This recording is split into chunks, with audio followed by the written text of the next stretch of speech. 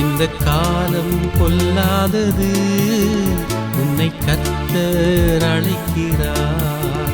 இந்த காலம் பொல்லாதது, உன்னை கர்த்தர் அழைக்கிறார். நீ வாழும் வாழ்க்கைதான் ஒரு வாடகை வீடுதான். நீ வாழும் வாழ்க்கைதான் ஒரு வாடகை வீடுதான். இந்த காலம் பொல்லாதது, உன்னை கர்த்தர் அழைக்கிறார்.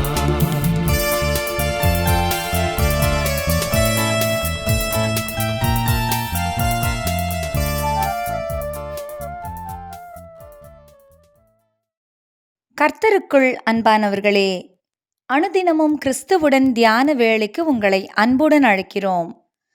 இன்றைய தியானத்திற்கான வேத வாசிப்பு அப்போஸ்தலர் 16ஆம் அதிகாரம், வசனங்கள் 25 முதல் 34 வரை. தியானத்தின் தலைப்பு, என் ஒருவனுக்காகவா? தன் வீட்டார் அனைவரோடும் கூட தேவனிடத்தில் விசுவாசம் உள்ளவனாகி மனமகிழ்ச்சியாயிருந்தான். அப்போஸ்தலர் 16ஆம் அதிகாரம், வசனம் 34.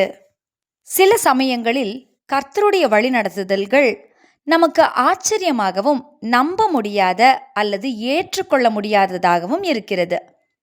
ஆனால் சகலவற்றையும் அறிந்திருக்கிற கர்த்தர் சகலத்தையும் அந்தந்த காலத்தில் நேர்த்தியாகவே செய்கிறார்.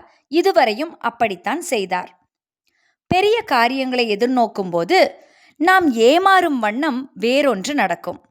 ஆனால் அமர்ந்திருந்து சிந்தித்தால் கர்த்தர் ஒரு நோக்கமின்றி எதுவும் செய்ய மாட்டார் என்பது விளங்கும்.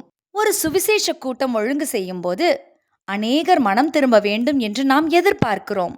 ஆனால் ஒரு சிலர் அல்லது ஒரு தனி மனிதனின் மனம் திரும்புதலுக்காகவும் கர்த்தர் ஒரு பெரிய கூட்டத்தையே நடத்த அனுமதிப்பார் என்பதையும் நாம் மறுக்க முடியாது.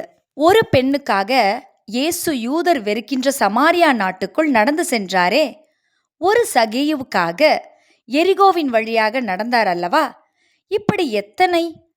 ஏன் நம் ஒருவருக்காக இயேசு செய்த பெரிய காரியங்களை எண்ணி பார்ப்போமா? இங்கே பவுலின் ஊழிய பாதையையே ஆவியானவர் தடை பண்ணி பிலிப்பி பட்டணத்துக்கு அனுப்பிவிட்டார். அங்கே ஒரு லீதியாள், அவளும் அவள் வீட்டாரும் ஆண்டவரை ஏற்றுக்கொண்டார்கள். மேலும் ஒரு சிறைச்சாலைக்காரனும் அவன் வீட்டாரும் ரட்சிக்கப்படும்படிக்கு பவுலையும் சீலாவையும் கர்த்தர் சிறைக்காவலுக்கே அனுமதித்தார் என்பது எத்தனை பெரிய ஆச்சரியம்! பவுலும் சீலாவும் கர்த்தருடைய அன்பை உணர்ந்தவர்களாய் சிறைக்காவலிலும் பாடி தேவனை துதித்தார்கள். அந்த துதிப்பாடல் மகா பெரிய விடுதலையை அந்த சிறைக்காவலனுக்கும் அவன் வீட்டாருக்கும் கொடுத்தது. பவுலும் சீலாவும் தேவனை துதிக்க, சிறை கதவுகள் திறக்க, கட்டுகள் எல்லாம் அவிழ, கைதிகள் தப்பித்து விட்டார்களோ என்று சிறைக்காவலன் தன்னை மாய்த்து கொள்ள போக பவுல் அதை தடுக்க, எல்லாமே தேவ திட்டப்படி நடந்தேறியது. சிறைக்காவலன் அந்த ராத்திரியிலேயே, அந்த நேரத்திலேயே தன் வீட்டாருடன் வசனத்தை கேட்டு விசுவாசித்து ஞானஸ்நானம் பெற்றான். என் ஒருத்தியுடைய ரட்சிப்புக்காக நமது இரட்சகர் என்ன செய்தார் என்பதை சற்று சிந்தித்து பார்ப்போம். ஏராளமான பக்தர்களும் இரத்த சாட்சிகளும் அவருக்காக இருக்கும்போது நம்மை ஒரு பொருட்டாக எண்ணி கர்த்தர் நம்மையும் தேடி வந்து ரட்சித்தாரே. என் ஒருவனுக்காகவா? என் ஒருத்திக்காகவா? சிந்திப்போம். ஜெபம் செய்வோமா? தகப்பனே, எவ்வளவேனும் தகுதியில்லாத என்னை தேடி வந்து ரட்சித்தீரே. என்னில் இவ்வளவாய் அன்பு கூற நான் எம்மாத்திரம். இந்த அன்பிற்கு உண்மையாய் சாட்சியாய் நான் வாழ என்னை அர்ப்பணிக்கிறேன். ஏற்றுக்கொள்ளும். ஆமேன்.